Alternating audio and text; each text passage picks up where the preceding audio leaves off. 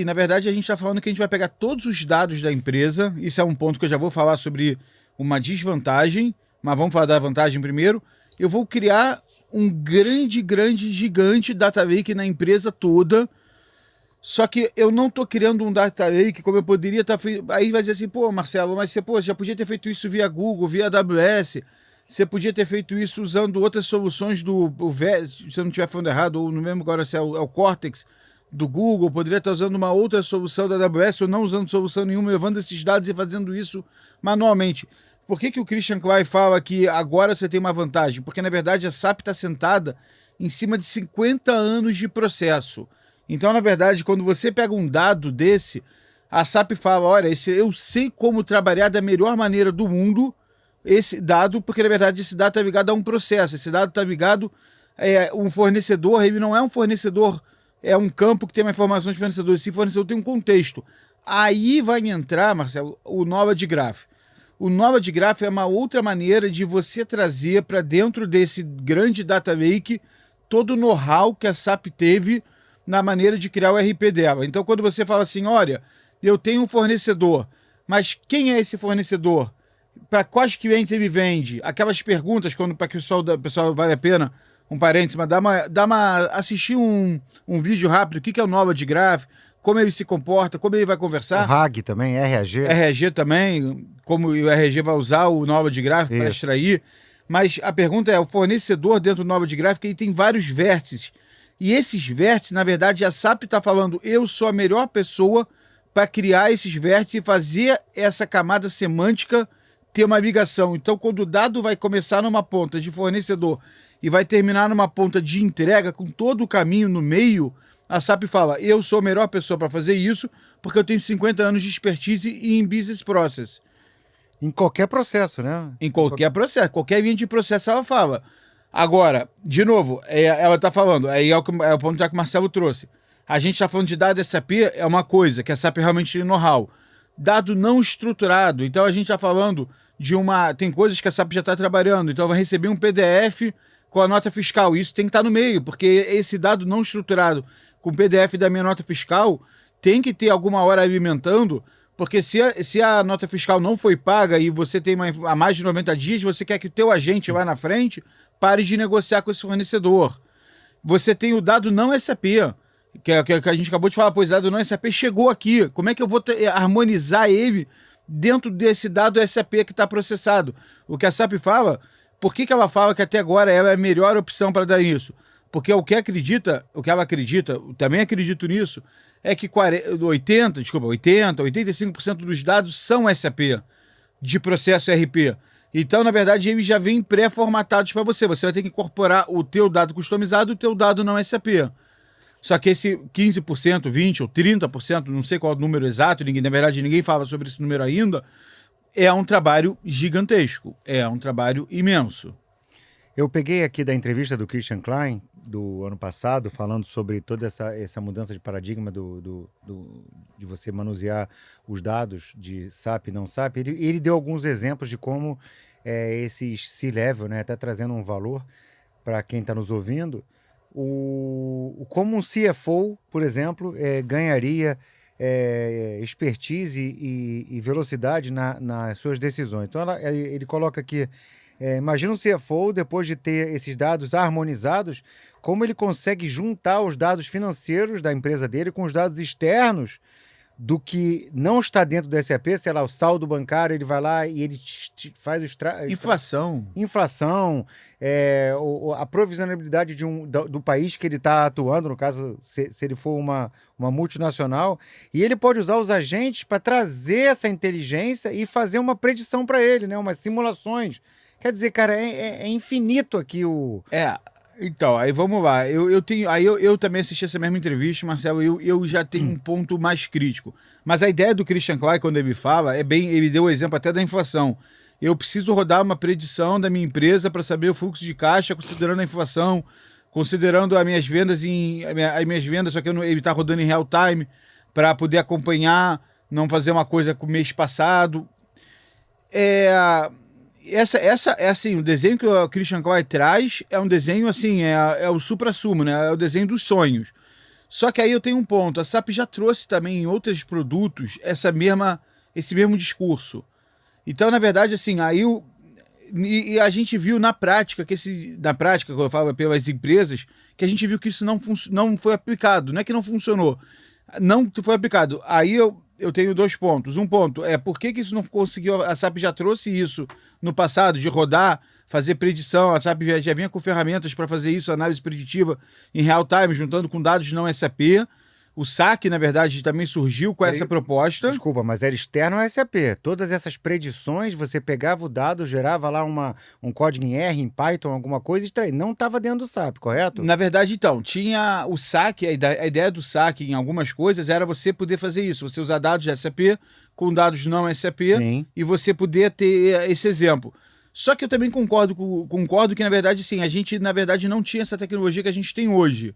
Então, na verdade, o que eles estão se baseando é dizendo assim, beleza, eu também já propus isso no passado, não é que não funcionou, funcionou em laboratório, a gente viu muitas apresentações, mas a gente não viu isso acontecer na vida prática. Perfeito. Agora, o que eles estão dizendo, não, existe agora tecnologias novas, eles estão embarcando também parceiros grandes, como o Databricks, parece que está rolando também lá, o pessoal da Cloud Wars está falando também já de uma parceria com a Snowflake, quer dizer, a SAP resolveu não se limitar a ela mesma, e sim a trazer parceiros que sabem fazer também bem esse processo para poder ajudar a tornar isso real. Porque uma coisa é funcionar em laboratório, outra coisa é isso funcionar na vida real. Então, o exemplo que o Christian Klein trouxe, esse exemplo já foi dado no passado.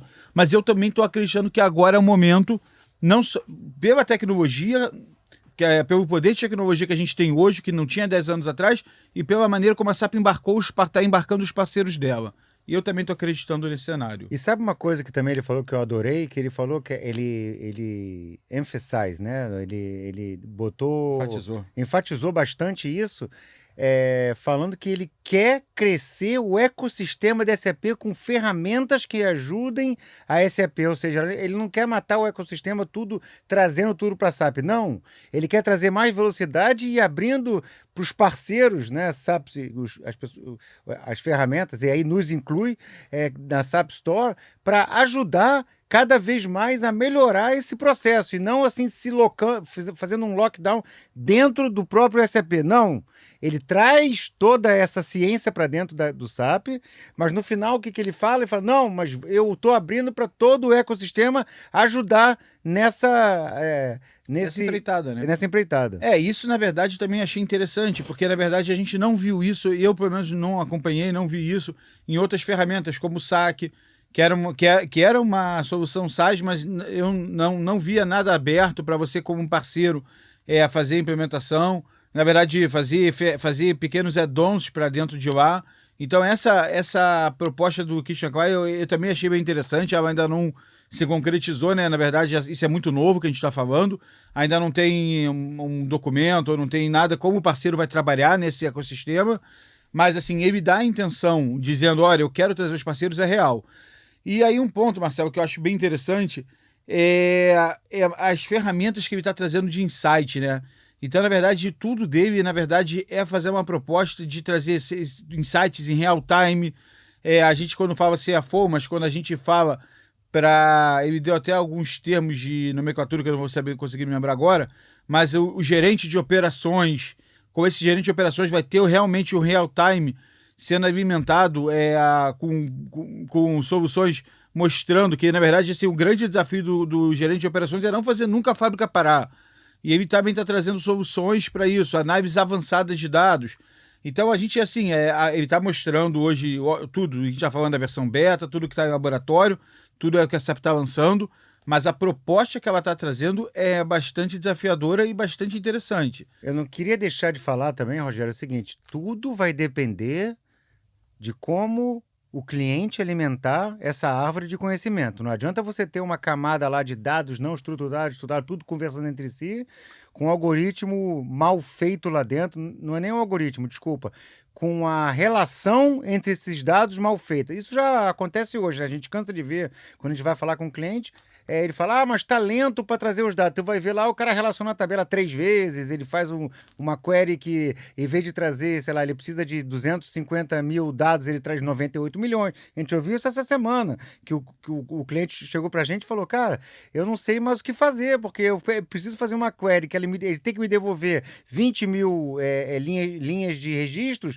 e ele me devolve 98 milhões, e tá muito lento. Óbvio, a relação entre os dados está sendo feita errada. Então, para isso, além de toda a inteligência e a tecnologia que a SAP está colocando, é fundamental, eu diria até mandatório, né, que isso seja em comum acordo com o relacionamento entre essas informações.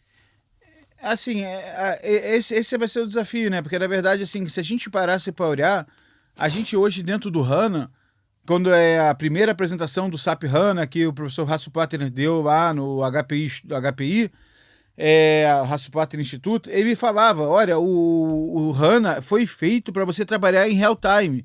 Então, você pode tirar informações do HANA em real time. Isso a gente está falando 2015, ele já falava sobre isso, até um pouco antes. Quando ele foi incorporado como banco de dados oficial do S4, essa professora Hasso-Plattner falava, o HANA foi feito para trabalhar com o tempo real, foi feito para trabalhar com análise preditiva. Mas a gente não vê isso na prática, de novo, que é exatamente o que o Marcelo falou. Porque você tem que, na verdade, garantir uma implementação perfeita. Porque se você está trabalhando com muitos dados e se não faz uma implementação perfeita, é um primeiro problema. Então, isso é um problema que é aquilo que a gente falou. Você vai ter que... o processo de harmonizar os dados, ele, na verdade, ele implica em você construir os relacionamentos corretos e saber tornar ele acessível para a próxima camada. A gente já vai falar sobre a próxima camada, mas então esse processo ele tem que ser feito com muito maestria, ele tem que ser feito um processo no estado da arte. Você tem... E aí entra um desafio muito grande, que é você investir pesado em treinamento e requalificação do teu time. O time que, e aí não é uma crítica, mas a gente vê um pouco na prática, o time que está acostumado a trabalhar com S4, como trabalha com o NetWeaver, não vai ser capaz de pegar e fazer essa harmonização dos dados. Então, assim, de novo, a gente está falando muito de mundo SAP, a gente está falando de uma ferramenta SaaS para o mundo SAP. Ele tem que ter um time muito preparado para trabalhar, porque agora que a gente está falando que não é um aplicativo transacional que processa 10 dados, a gente está falando de gigantes volumes de dados. Qualquer coisa que você faça errada não vai dar o resultado. Vai parecer que tem problema de performance, vai parecer que você está consumindo tudo e vai parecer que a ferramenta não funciona, a solução não funciona. Não é verdade. Tem que tomar um cuidado para poder fazer uma implementação excelente, para poder você conseguir extrair a informação. E esse é um dos pontos que eu ia trazer como desvantagem, porque eu não acho de vantagem, mas é um ponto de preocupação, é investimento em treinamento e requalificação do time. O time que vai trabalhar com isso tem que estar muito preparado para isso. Lembrando também que os parceiros que ajudaram a SAP a desenvolver isso são parceiros, cara, que manipulam alguns milhões, sei lá, milhares de terabytes, que é HP, Vodafone, Amer Sports, são clientes de massa, de massa de dados que são... de peso grande, né? Que ajudaram a SAP a desenvolver todo essa nova linha de negócios, podemos chamar assim, né?